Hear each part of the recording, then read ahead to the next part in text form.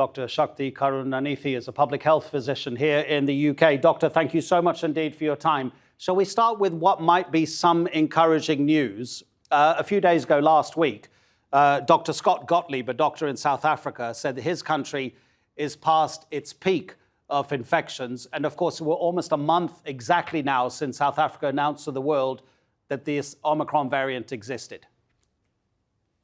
Yes, it is good to see that South Africa is passing its peak, and that doesn't mean to say that we will be exactly following that path. And countries are very different, our demography is different, our seasons are different, and the infections are still rising, doubling every 2 to 3 days. And the best thing we can all do, and that's exactly what we're doing here, is get the booster jabs. And we have doubled the capacity of the vaccination, and we're encouraging people to come forward to get the jab.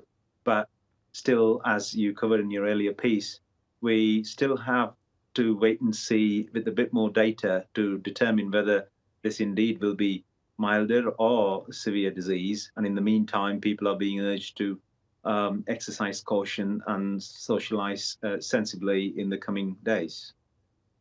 Yeah, it's interesting. Are you supporting, therefore, the UK government's decision to, in fact, as Simon was saying in his report, wait for more data? Because we've seen from the Netherlands, we've seen from France, Germany, Italy, Spain even, that they are introducing more restrictions before they get all of that data. It was in March that Dr. Mike Ryan of the WHO said, if you need to be right before you move, you will never win.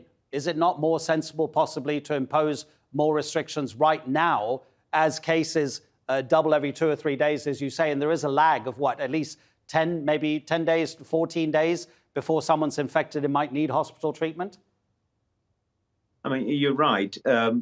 It's better to be safe than sorry. But the fact is that we still don't quite know how severe or milder it is going to be. And governments across the world are making choices based on their local circumstances. But this really is a partnership effort between the governments, the civil society, and indeed the healthcare systems in each country.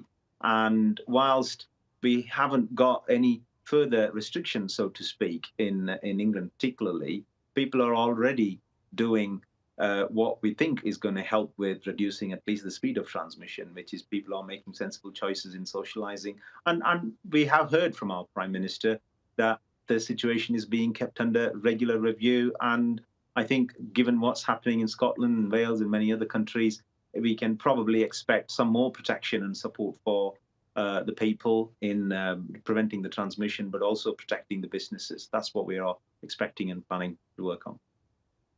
Where people are still allowed to socialize, where restaurants and bars and public spaces are open, how do you think people should modify their behavior? I mean, we in the UK, and I think also in other countries as well, for example, Joe Biden, the US president, has just ordered 500 million tests. We have these lateral flow tests, which people can do at home, and they give you a result within 20 minutes or so. How reliable are those? Are those something that everybody should use every time they go out of the house? How should we be behaving?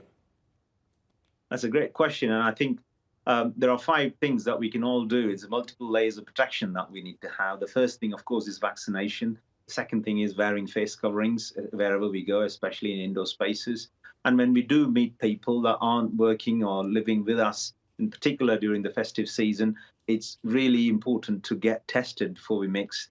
No test is 100% accurate, so there's always a chance of, especially in a big gathering, and that's why it's important not to be really going to multiple big gatherings. So yes, take a test, but also make sure that, we are meeting in ventilated spaces.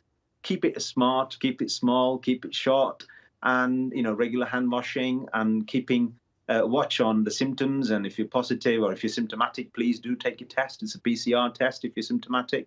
If you're not symptomatic, obviously lateral flow test, we've got lots of that in our places. So yeah, we can all take a number of precautions and protections to keep ourselves safe. And the most important thing, even before we know anything about the hospital admissions, is that we are expecting a lot of people becoming positive in many places, and therefore staff abstraction, and that is also a key risk. So we all need to play our part in keeping the infection levels down, whilst we still need a little bit more data to confirm whether the Omicron is going to be mild or severe in the coming days.